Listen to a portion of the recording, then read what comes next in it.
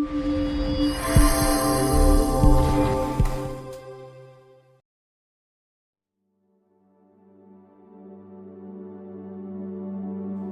இயேசு கிறிஸ்துவின் நாமத்தினால் உங்கள் யாவருக்கும் என்னுடைய அன்பின் வாழ்த்துக்களை தெரிவித்துக் கொள்கிறேன். இந்த நாளிலும் மனமகிழ்ச்சியே நல்ல மருந்தே என்ற இந்த நிகழ்ச்சி மூலம் உங்களை மீண்டும் சந்தித்ததில் மிக்க மகிழ்ச்சி அடைகிறேன். ரொம்ப நாள் ஆச்சு வீடியோ போட்டு, சரி ஏதாவது வசனம் பேசணுமே அப்படின்னு சொல்லிட்டு ரொம்ப நாளா யோசிச்சுட்டு இருக்கும் போதுதான் ஆண்டவராகிய இயேசு கிறிஸ்து பரிசுத்த ஆவியானவர் மூலமாக இந்த வார்த்தை உங்களோடு கூட பேச உதவி செய்திருக்கிறார். ஆண்டவருக்கு மகிமை உண்டாவதாக. இப்பொழுது கூட சங்கீத புஸ்தகத்திலிருந்து சில வசனங்களை நாம் தியானிக்கலாம்.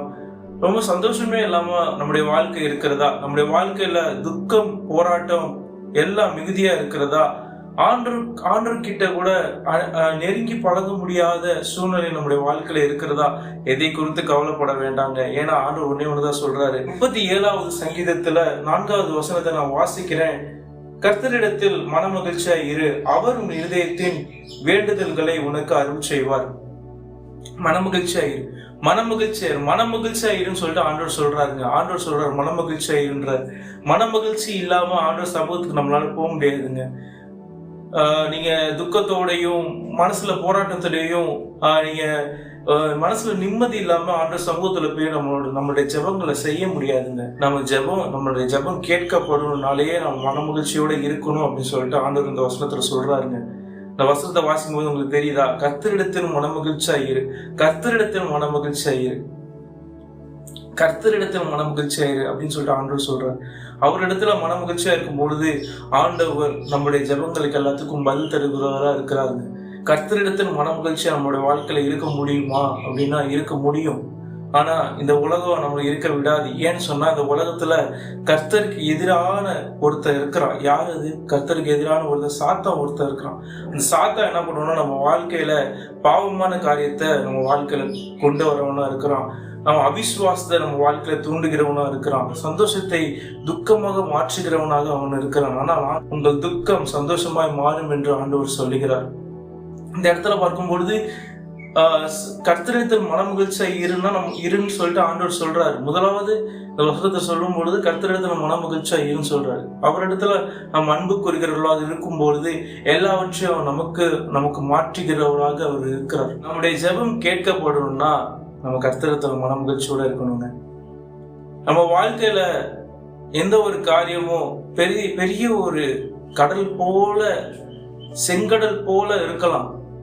இல்ல ஒரு கடல்ல ஒரு புயல் அடிக்கிற காரியங்கள் போல இருக்கலாம்.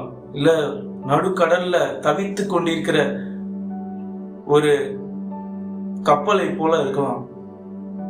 புயல் மத்தியில தவித்து கொண்டிருக்கிற, பரிதவித்து கொண்டிருக்கிற ஒரு கப்பலுடைய நிலைமை போல நம்முடைய வாழ்க்கை இருக்கலாம். அடுத்து என்ன செய்ய போகிறோம் என்று தெரியாமல் இருக்கலாம். அப்படிப்பட்ட காரியங்கள் எல்லாவற்றின் தேவன் அவருக்கு மாற்ற ஒரு நொடி பொழுது போதும். ஆனால் ஆண்டவர் என்ன சொல்றாருன்னா நம்முடைய ஜெபங்கள் எல்லாம் கேட்கப்படணும்னா ஆண்டவர் சொல்றாரு என்கிட்ட மனமகிழ்ச்சியா இருன்றார்.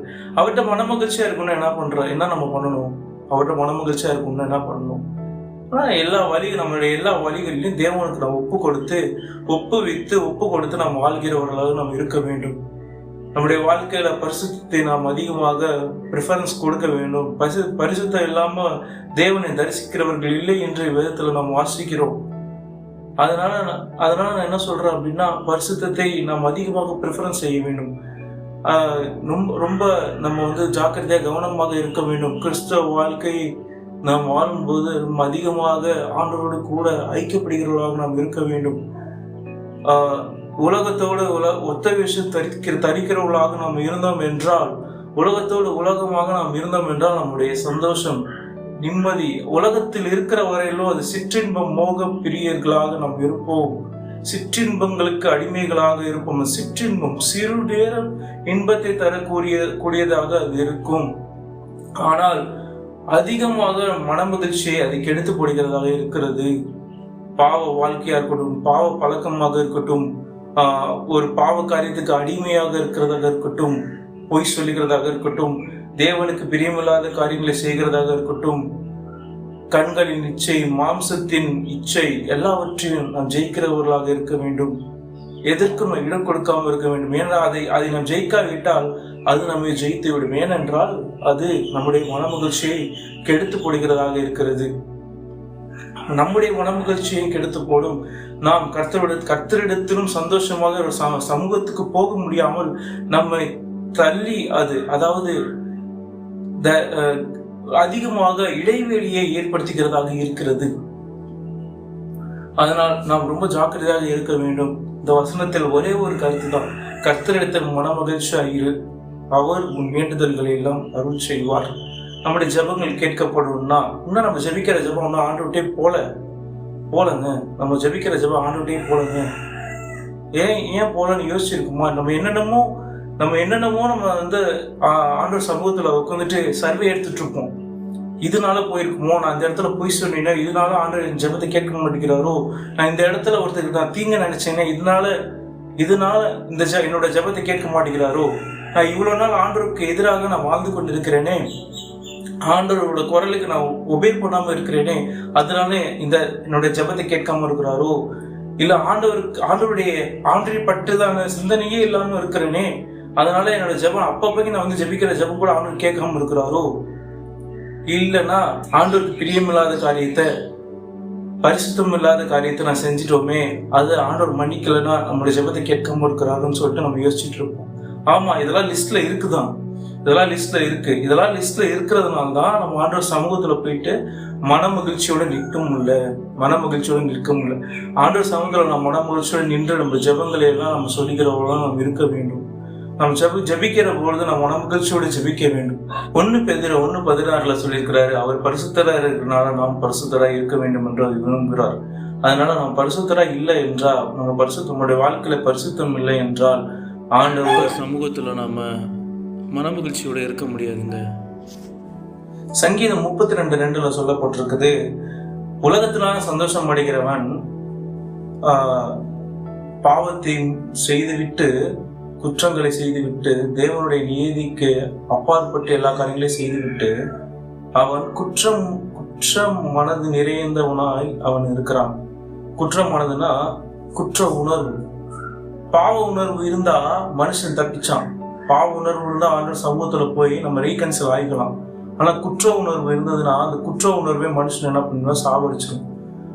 அந்த குற்ற உணர்வு வரும்பொழுதுதான் ஒருத்தருக்கு மனமகிழ்ச்சி இல்லாம போகுது. அவன் தனக்குள்ளாகவும் சந்தோஷத்தை இழக்கிறான். ஆண்டவர் சமூகத்திலையும் போயிட்டு அவனால சந்தோஷமா இருக்க முடியல. ஆண்டவர் சமூகத்துல சந்தோஷமா போய் நம்ம இருந்தாதான், சமூகத்துல நிற்கும் போதுதான் ஆண்டவர் சமூகத்துல நம்மளோட ஜெபங்கள் நம்ம ஜெபிக்க முடியும். ஜெபிச்சாதான் நம்ம ஜெபத்தை அவர் கேட்கிறார்.